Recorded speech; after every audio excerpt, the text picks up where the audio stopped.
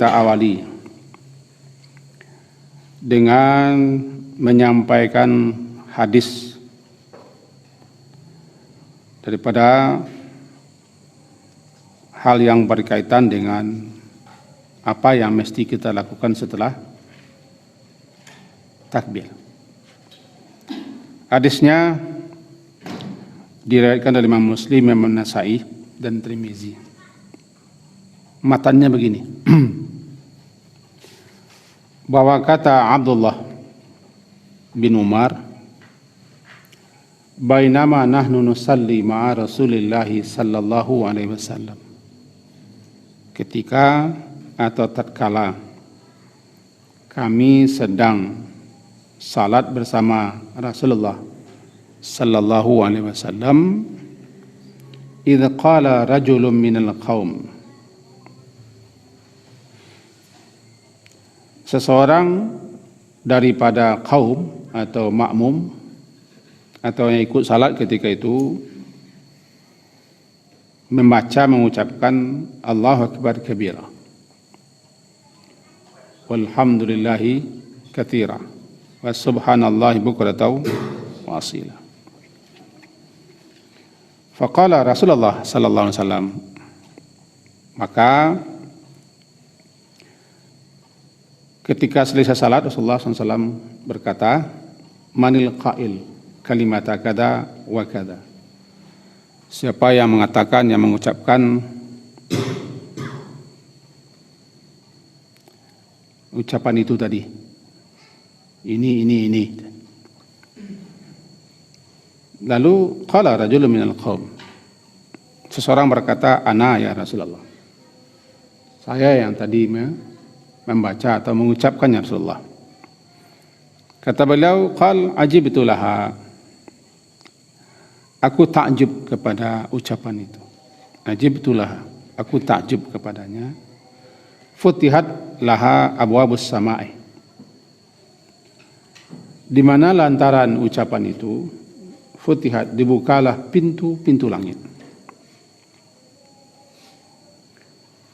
Kemudian Ibnu Umar yang mendengarkan ini, karena dia hadir di situ. Ibnu Umar adalah Abdullah anak Umar bin Khattab. Qala Ibnu Umar, berkata dia, fama taraktuhunna mundu sami'tu Rasulullah SAW yaqul kadza, yaqul dzalika. Semenjak Rasulullah sallallahu alaihi wasallam mengucapkan atau mengatakan atau menyebut itu, yaitu dibuka pintu-pintu langit lantaran bacaan itu, fama taraktuhunna, maka aku tidak pernah meninggalkan ucapan itu, mundu sami'tu, semenjak aku dengar Rasulullah berkata begitu. Mundu sami'tu, berarti Ibnu Umar atau Abdullah bin Umar yang dibacanya setelah takbiratul ihram adalah semenjak mendengar Rasulullah membaca itu, salah satunya dibacanya adalah Allahu Akbar kabira. Nah, mari kita pahami ini. Sepakat para ulama, kecuali ulama-ulama bermazhab Maliki, bahwa setelah takbiratul ihram disunnahkan membaca salah satu doa atau salah satu zikir istiftah, sering juga disebut dengan iftitah atau istiftah. Dan mereka, para ulama-ulama mujtahidin dalam kitab-kitab fikih, yaitu para fuqahanya, ahli-ahli fikih, mencantumkan kepada sunat salat. Mereka tidak memasukkannya kepada rukun salat. Hanya dalam beberapa penjelasan disebutkannya Maliki yang menyatakan tidak ada istiftah. Bahkan mereka menyatakan makruh. Sementara 3 imam mazhab menyatakan sun. Kita tinggalkan perbedaan pendapat itu, karena kita tidak akan mengkaji perbedaan. Kita yang kita kaji pemahaman. Karena perbedaan tidak akan pernah usai sampai orang berbeda itu mati semua. Nah, doa istiftah, zikir istiftah, atau lafaz ucapan istiftah, terserah. Ada banyak sekali. Yang terkenal ada 7, bahkan ada lebih. Tapi yang ambil kita 7, terkenalnya 7. Kita boleh memvariasikannya, membaca istiftah itu. Di salat ini kita baca. Salat nanti itu pula kita baca. Boleh kita silih berganti atau memvariasikan bacaan-bacaannya. Tapi sebagian ulama menganggap kita tidak disukai menggabung bacaan itu dalam satu salat. Seperti contoh misal, kita dulu diajari, paling tidak saya, waktu kecil-kecil tahun 70-an. Saya sudah lahir itu. Karena tahun 70-an saya sudah SD. Ketika tahun 70-an kita mengaji di surau-surau, masih pakai rotan. Masih pakai rotan. Siapa yang telat masih dipukul seperti ini. Saya ingat tahun 73 saya sudah mengaji. Nah, yang diajarkan ketika itu gabung.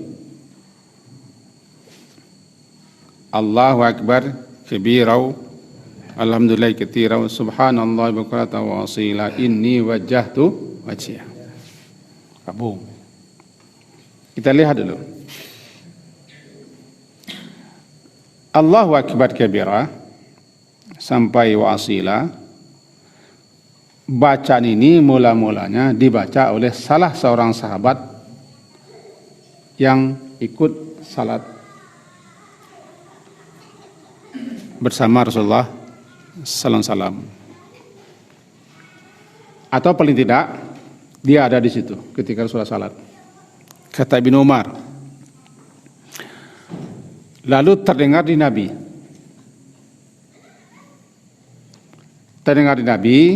Ada yang membaca di belakang Allah akbar kabira walhamdulillah katsira subhanallah bukratan asila. Selesai salat, Nabi berkata, Man qail, siapa yang mengucapkan itu tadi? Ada yang menunjuk saya. Jadi bacaan ini bukan Rasulullah yang baca. Salah seorang sahabat yang mendapat restu. Ini namanya takrir. Mendapat restu, persetujuan daripada Nabi dengan kata-kata beliau, ajib itu. Aku kagum, aku ta'jub. Lantaran bacaan itu dibuka pintu, maka jadilah dia termasuk salah satu istiftah. Awalnya Allah Akbar, ujungnya asila. Allah Akbar kabira, alhamdulillah katsira, subhanallah bukratan wa asila. Itu awalnya. Akhirnya wa asila. Sementara wajjahtu wajhiya, Rasulullah yang baca dalam salat malam. Tapi menurut para ulama juga boleh kita baca dalam salat wajib. Wajjahtu wajhiya sampai selesai. Nah, yang satu sahabat membaca disetujui Rasulullah. Yang satu lagi wajjahtu. Jadi dengan begitu wajjahtu wajhiyah bukan sambungan daripada Allah Akbar kabira. Allah Akbar kabira tersendiri, wajjahtu wajhiyah tersendiri. Allah Akbar kabira sahabat membaca disetujui, wajjahtu wajhiyah Rasulullah membaca. Menurut kalangan ulama-ulama bermazhab Syafi'i, mereka menyukai membaca wajjahtu wajhiyah sampai selesai. Tapi ada juga yang dipenggal sampai muslimin ya. Wa ana minal muslimin. Minal musyrikin minal muslimin. Wa ana minal musyrikin atau minal muslimin?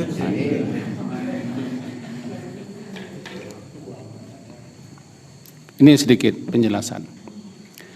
Sementara saya atau kita sebagian terbiasa membaca sesudah Allah akbar kabira, walhamdulillah katsira, subhanallah bukhata wasila, wajjahtu wajhiya. Bolehkah? Ya, pahami sajalah. Pahami sajalah. Ya, paham kan? Satu Rasulullah baca, satu sahabat. Ini bukan sambungannya. Ada sedikit kekeliruan. Awal daripada istiftah Allah akbar kabira itu Allah akbar, bukan kabira. Awalnya Allah akbar, bukan kabira. Jadi kalau kita baca itu Allah akbar kabira. Sementara saya dan orang selain saya membaca dulu sebelum sadar Allah akbar kabirau, kabirau. Allahu akbar kabirau walhamdulillahi. Nah, terpotong Allah akbar. Menurut saya ini keliru nih. Kalau kita kecil-kecil tidak keliru karena itu yang diajarkan. Tapi yang mengajarkan yang keliru. Kecil-kecil itu tidak tahu, kita tidak pernah baca kan. Jadi kalau dipenggal berarti terpotong awal Allah akbarnya. Tidak tahulah apakah yang terpotong takbiratul ihramnya atau istiftahnya. Kalau takbiratul ihram terpotong berarti tidak sah salatnya. Dia belum buka salat. Kan dua takbir, kan dua Allah akbarnya itu. Allahu akbar kabira. Nah, sekarang Allahu akbar kabira. Mana yang Allah akbarnya untuk takbiratul ihram atau istiftah? Itu tergantung orang yang bacanya lah. Tapi kalau itu diniatkannya untuk istiftah, berarti dia tidak masuk salat. Belum masuk salat. Belum. Karena pembuka salat adalah takbir. Ini sedikit saja kita garis bawahi supaya bisa kita pahami. Jadi inti kaji tadi, di antara fadilah keutamaan membaca ini, futihat abwaab as-sama. Dalam penjelasannya kita baca, dalam syarahnya pun kita pernah menelusuri, di antara sekian yang diungkapkan oleh para ulama, maksud dibuka pintu-pintu langit itu adalah setiap ucapan, setiap amalan kan naik ke atas. Yas'adu ilaihi kalimat thayyib. Kalimat itu naik ke atas, dibawa oleh malaikat.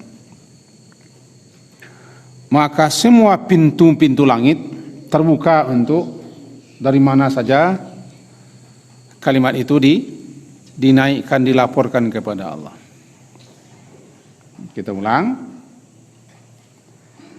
Setiap amalan-amalan kita, ucapan-ucapan kita kan dilaporkan, dinaikkan ke atas. Lebih khusus kalimat-kalimat ilahi yas'adu al-kalimat thayyib. Nah, dibuka pintu-pintu langit, itu artinya semua pintu-pintu langit terbuka. Terbuka dan dibuka. Untuk memberi peluang, kesempatan, berikut mengheran, menakjubkan, agar Allah akbar kabira, lafaz itu dilewatkan lewat pintu-pintu itu semua. Nah, ini kan fadilah ini. Ibnu Umar, yaitu Abdullah bin Umar, anak Umar bin Khattab, beliau sangat paham ini, sangat mengerti lah. Beliau kan salah seorang sahabat yang sangat sekali meniru apa yang dilakukan Rasulullah, apa yang dibaca Rasulullah, dan apa yang disetujui Rasulullah. Beliau sangat meniru. Beliau paling selalu mencontoh Rasulullah. Bahkan kemana Rasulullah berjalan, dia situ pula berjalan. Di mana Rasulullah dulu pernah menginjak kaki, di situ pula dia. Begitu gandrungnya Ibnu Umar mengikuti Rasulullah. Beliau paham ini. Apa katanya? Ma taraktuhunna. Ma taraktuhunna. Tidaklah aku pernah meninggalkannya. Nya, hunna, nya kalimat ini. Nya kalimat ini tidak pernah aku tinggalkan membacanya mundu sami'tu, semenjak aku mendengar Rasulullah sallallahu alaihi wasallam mengatakan itu, mengatakan bahwa dibuka pintu. Rasulullah sendiri mengatakan ajib itu, aku kagum, aku ta'jub. Kenapa? Lantaran bacaan itu dibuka semua pintu langit. Jadi kalau begitu, mana yang lebih utama baca Allah Akbar kabira dengan wajah tu Allah mabain? Jangan dibanding-banding seperti itu. Mana mani tabu yugulo. Mana mani nanti itu cimangko yonane. Payah lah beda-beda. Janganlah tanya seperti itu. Karena masing-masingnya mempunyai tamaan. No, api-api 1001 salah. Api-api 1001 bermerek muka belakang. Pilih hadiah-hadiah yang ketujuh kami berdua sama kadang. Cik rancak, cik gagah, cik santian, cik pintar. Pilih salah. Masing-masing mempunyai kelebihan. Kita kan sering mengadu-adu ini. Mengadu-adu memperantu-antukan. Mana tinggi fadilahnya? Masing-masing punya fadilah. Makanya tanpa menyebutkan nama syekhnya, nanti ada yang setuju, ada yang tidak. Halo? Karena kita ni kan berbeda-beda nih, melihat potongan celana dan kainnya berbeda-beda sini. Jadi kalau saya sebutkan syekhnya nanti tidak setuju nanti kan. Salah seorang syekh mengatakan, makanya kita disukai memvariasikan. Kadang ini, kadang taruang, kadang pario, kadang mentimun, kadang lobak, kadang bayam, kadang dalidi, kadang pucuk, ya ada masing-masing lah punya variasi lah. Jadi variasi kan. Bahkan saya itu menyebutkan dalam kitab Fatwa Arkanil Islam, kalau tidak salah baca saya. Sekali lagi saya tidak akan sebutkan syekhnya. Karena mata di sini ada 4 cabang mata ini. 4 mazhab di sini. Jangan kita melazimkan, kata beliau, melazimkan membaca satu saja istiftah. Nanti otomatis. Itu otomatis. Otomatis itu karena sudah terbiasa langsung saja melompat. Allah Akbar kabira walhamdulillah langsung otomatis. Atau wajah tu Allah Akbar wajah tu wajiat. Tidak terpikir langsung otomatis. Seotomatisnya orang baca qul Allah setiap habis ala dalil atau baca inna ta'ina langsungnya ghairil maghdubi alaihim waladdallin amin bismillah qul Allah langsung otomatis tanpa dipikir. Lompat karena sudah terbiasa. Jadi kalau otomatis itu di situ tidak di situ ingatan awak, pikiran awaknya langsung jadi. Tapi dengan divariasikan kita terpikir, kita sadar. Jadi beliau mengatakan istiftah ragamkan, bacaan sujud juga banyak, ada 12 lebih, silakan. Baca rukuk juga banyak, pilih. Begitu juga ayat. Makanya ayat kita variasikan sambil mengulang-ulang petunjuk Allah. Juga harus kita ganti-ganti, jangan kulhu saja. Akulhu. Setuju atau tidak setuju, ya pakai saja, kan bagus itu.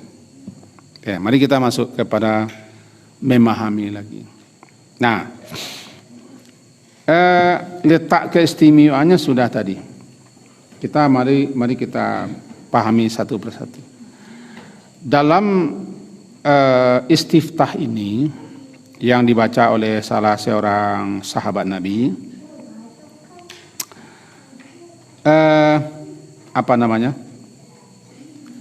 bahwa ini dapat dibagi tiga nih.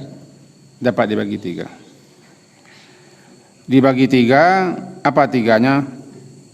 Saya ingat kalau hadis ini diriwayatkan oleh Imam Muslim, juga Abu Daud, Imam Nasai, dan lain-lain. Dibagi tiganya, pertama takbir, yang kedua tahmid, yang ketiga tasbih. Allah Akbar kabira takbir. Alhamdulillah katsira tahmid. Subhanallah bukratan wa subhanallahi tasbih. 3 induk zikir. Induk zikir itu kata para ulama yang berpendapat seperti itu ada 5. Tasbih, tahmid, takbir, tahlil, hauqalah. Bahkan termasuk ini al-baqiyatus shalihat. Al-baqiyatus shalihat ada yang mengatakan 4, ada yang mengatakan 5. 4 atau 5 ini termasuk ahabul kalam, ucapan yang paling Allah cintai untuk kita perbanyak membacanya. 4 kalimat, 4 zikir atau 5 zikir itu termasuk zikir-zikir tanpa batas. Berapapun tidak ada batas. Tidak ada batas bilangannya. Di mana, kapan, dalam keadaan apa saja kita boleh baca. Tetapi tidak dapat menggantikan zikir yang sudah ada bacaannya di tempat itu. Ini zikir umum. Dikatakanlah ini induk-induknya zikir. Tasbih, tahmid, takbir, tahlil dan hauqalah. Hauqalah adalah la haula wala quwwata. Hauqalah itu kanzun.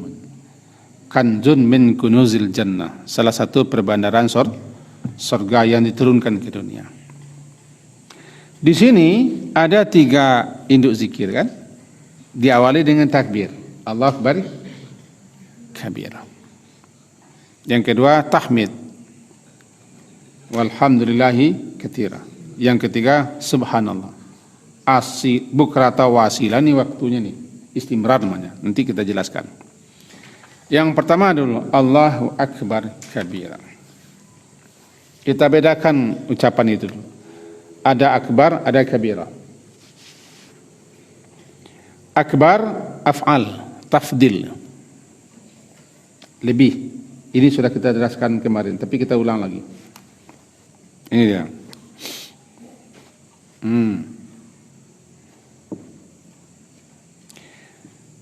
Gelas lebih besar daripada pena. Berarti dibanding dengan pena besar. Mikrofon lebih besar daripada gelas jika dibandingkan dengan gelas. Meja lebih besar, itu nama tafdil setimbang af'al, lebih besar. A'la lebih tinggi, afdal lebih utama, asgar lebih kecil, begitu seterusnya setimbang af'al. Jadi kalau akbaru lebih besar daripada segala-segalaan, dari apapun juga. Segala sesuatunya bila dibandingkan dengan Allah lebih besar. Dan segala sesuatunya sangat kecil, kerdil, hina di hadapan kebesaran Allah. Makanya kita disyariatkan salah satunya. Allahu Akbar itu kita baca ketika mendaki. Ketika menurun tasbih, menyatakan pendaki Allahu Akbar. Dan Allahu Akbar itu harus ditinggikan karena menyatakan kebesarannya. Ini tidak perlu kita urai lagi. Kajian kita Rabu kemarin ini. Sekarang apa bedanya dengan kabira? Kabir. Allahu Akbar kabira. Kabir al-kabir. Kabir mubalaghah. Setimbang fa'il. Mubalaghah itu bersangatan. Kalau bahasa kami bakal labian ame. Kalau siko ame balabia. Kabir. Kalau besar kaburo. Kalau kebesaran sombong kibrun. Menganggap diri besar istikbar gitu. membikin diri besar, takabur. Ini besar juga semua. Membikin besar, kadang-kadang takabur. Menganggap diri besar, istikbar. Sombong, kebesaran, kibrun. Besar, kabura. Kabir, lebih bersangatan besarnya. Amat, sangat, maha besar. Payah pula menerjemahnya, karena kabir itu menunjukkan sangatnya berkelebihan, setimbang fa'il. Lalu apa bedanya secara bahasa? Secara bahasa kalau akbar menyatakan lebih, tidak ada yang lebih besar. Kalau kabir bersangatan besarnya dalam segala hal, al-kabir. Sekarang digabung, bayangkan, digabung kedua. Allahu Akbar. Allah itu lebih besar. Allah itu lebih besar. Dan aku menyatakan Allah itu betul-betul maha besar, sebenar-benar maha besar. Itu dia. Cuman susah menerjemahkannya.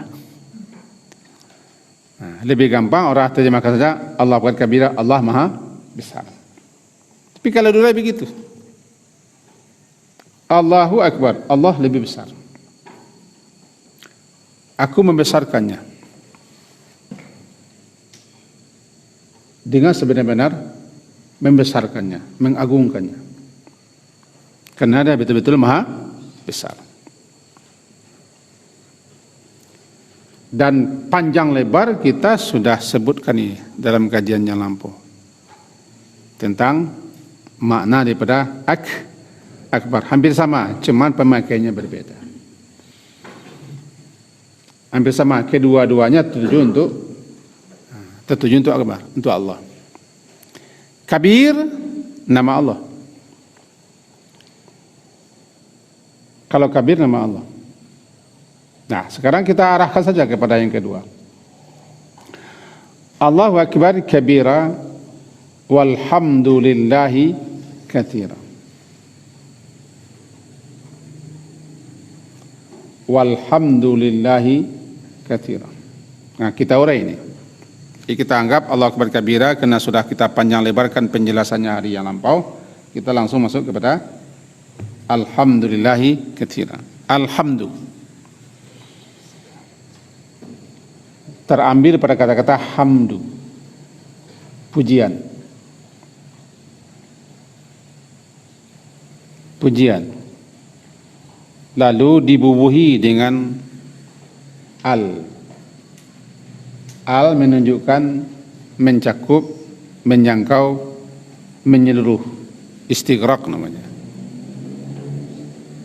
Kalau sudah masuk al berarti semua, seluruh, segala. Karena dia mencakup dan menjangkau. Barangkali itu maka diterjemahkan oleh para penterjemah dengan segala, seluruh, semua. Di mana tak segala, di mana tak seluruh, di mana tak semua, al itu menyatakan demikian. Jadi kalau dibuang al, hamdu saja, pujian. Tapi kalau dibubuhi dengan al, seluruh, semua, segala, pujian.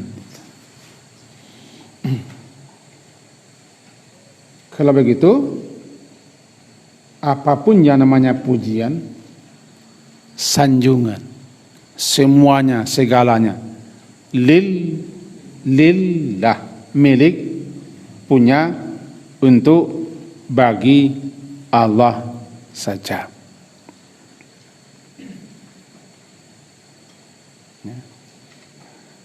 Segala puji, semua puji, seluruh puji, apapun bentuk, corak, ragam.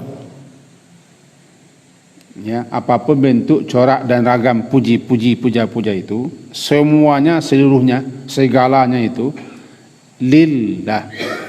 Li itu bisa kita manakan li tamlik, milik Allah. Lam itu mana li tamlik, milik Allah, punya Allah, bagi Allah, untuk Allah. Milik. Kenapa dia pemilik puji? Dan kenapa puji itu hanya untuk dia, yang lain tidak berhak? Karena memang dia punya segala-gala. Sesuatu itu maka dipuji. Sesuatu maka dipuji lantaran indah, rancak, bagus, hebat, kan? Baik. Itu maka dipuji. Dipuji sesuatu lantaran bagus atau rancak, indah, hebat, bagus, pintar, cerdik, pokoknya memang layak dipuji.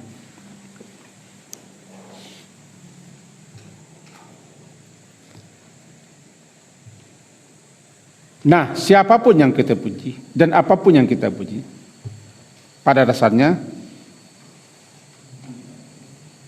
dia tidak layak dipuji.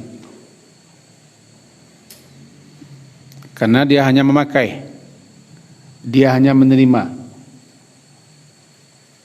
Sebab yang maha terpuji itu Allah. Lalu diberikan, dianugerahkan hambanya itu sesuatu. Lantaran sesuatu itu hamba itu dipuji. Contoh kecil, pintar. Iyalah, pintar itu karunia, pintar itu nikmat, pintar itu rezeki. Iya. Allah ngasih, iyalah. Allah beri kita akal. Orang kalau tidak berakal, tidak pintar dia. IQ itu kan tidak dibikin. IQ kan tidak dibikin. Sekarang nama mindset, tidak dibikin.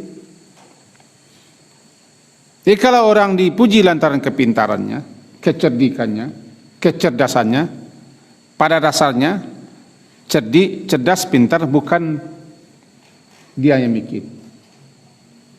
Bukan ibu bapaknya yang bikin, tapi adalah anugerah. Lantaran itu orang itu dipuji. Maka pujian itu harus dikembalikannya kepada pemiliknya. Alhamdulillah. Bisa tak tertangkap? Taruhlah saya sekarang, saya orang hebat, saya pandai berorasi, terpukau dan terpikau orang, tersima dan terengah-engah terpana orang. Begitu hebatnya saya berorasi, misalnya begitu. Walaupun pada kenyataannya tidak sama sekali. Tapi saya contohkan seperti itu. Lalu orang puji saya, orang sanjung saya, dia elu-elukan saya. Setiap saya mengaji, dia hadiri oleh ribuan misalnya, atau ratusan ribu orang. Dipuji-puji, dia elu-elu saya. Misalnya begitu. Saya kalau sadar mengerti, saya harus kembalikan pujian itu kepada pemilik. Karena saya tidak layak. Saya tidak harus bangga dan ujub. Saya hanya bersyukur. Itu mestinya begitu. Karena saya pintar, saya hebat, saya pandai berkata-kata, semuanya kan datang dari dia. Tidak pandai, tidak punya lidah, orang masa orang pintar berkata-kata. Lidahnya patah-patah. Tidak bisa dia pintar bicara. Tidak lincir, tidak fasih dia. Tidak pandai dia berdebat segala macam. Itu karunia daripada Allah. Jadi makanya pujian itu dikembalikan kepada pemiliknya. Dan memang miliknya. Jadi kalau begitu tidak boleh orang dipuji, boleh sekedarnya. Tapi kalau sudah sampai kepada tingkat menyanjung, nilai-nilai masalah. Memuji karena dia bagus, karena dia pintar, karena hebat boleh. Biasa-biasa saja. Hebatnya, hentiang. Kuat, nomor 1. Bolehlah. Tapi kalau sudah sampai kepada tingkat pemujaan, pengagungan, pengkultusan, ini baru nanti orang lupa, bukan hanya lupa daratan, lupa lautannya juga. Lupa awang-awang nanti. Itulah alhamdulillah. Nah, sekarang kita masuk ke Al-Fatihah. Nanti kita baca fadilah-fadilahnya. Tapi sekarang kita jelaskan. Alhamdulillahi, kan Al-Fatihah ya. Di belakangnya Rabbil Alamin, setelahnya Ar-Rahmanir Rahim, setelahnya Malik Yaumiddin. Bagi orang yang tahu saraf jelas itu. Kenapa Rabbi bacanya, kenapa Ar-Rahmani bacanya, kenapa Ar-Rahimi, kenapa Maliki. Itu jelas sekali bagi orang yang paham tentang saraf dan kaidah-kaidah tata bahasa Arab. Karena penjelas di belakangnya. Segala puji milik punya, untuk, bagi Allah. Allah itu siapa? Rabbil Alamin. Dia siapa? Ar-Rahman. Dia siapa? Ar-Rahim. Dia siapa? Malikul Mulk. Jadi kenapa segala puji milik Allah? Untuk Allah, punya Allah. Karena dialah Rabbnya. Allah itu Rabb. Dengan itu saja sudah selesai persoalan. Dia Rabbul Alamin. Dia pemilik alam ini. Pemelihara, penjaga di samping pencipta, pemelihara, penjaga yang mencukupi, yang mengasuh, yang mendidik, yang mengayomi, dia Rabbul Alamin. Apalagi jelas dinyatakan dalam sekian banyak ayat, lillahi ma fis samawati, lillahi mulkus samawati. Jadi dengan begitu nampak di kita ucapan alhamdulillah maknanya adalah semua seluruh puji milik Allah, untuk Allah, bagi Allah. Tambah pula ketira. Ada kalimat yang dipenggal, segala puji milik Allah, pujian yang sangat banyak. Pujian yang sangat banyak yang tidak terkira. Berapapun kita puji dia, kita agungkan dia, kita sanjung dia, belum lagi. Makanya untuk menyatakan kita banyak puji, kita baca katsira. Karena kita habiskan nafas kita semenjak lahir sampai mati kita memuji Allah, belum lagi memadai untuk memuji Allah.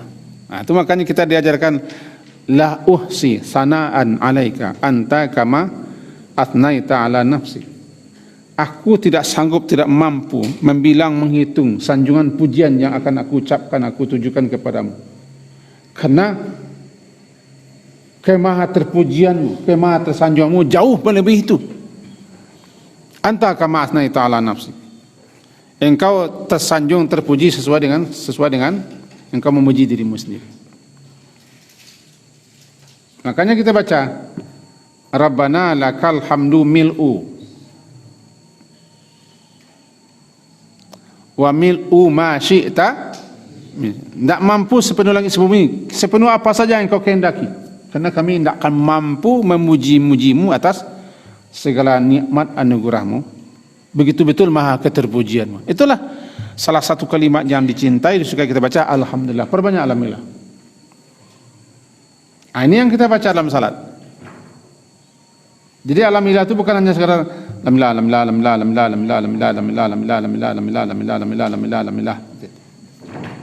Itu kan zikir. Tapi pahamilah, kita baca alhamdulillah itu dua. Pertama untuk menyatakan Allah maha terpuji dan puji itu miliknya. Kedua untuk syukur. Untuk syukur. Kenapa Allah kita puji? Karena dia hamid. Dia maha terpuji. Kenapa kita memuji Allah? Untuk syukur. Berapa kita puji Allah? Katsira. Banyak. Kenapa kita baca katsira? Tidak mampu kita. Sebab kalau satu angok kita keluar memuji Allah, tidak sempat makan. Tidak sempat kerajo. Walaupun satu angok yang kita keluar memuji Allah, alun nyoleh, alun memadai, alun barale. Alun barale itu untuk memuji Allah. Karena kemaha terpujian Allah jauh melebihi segala-galanya.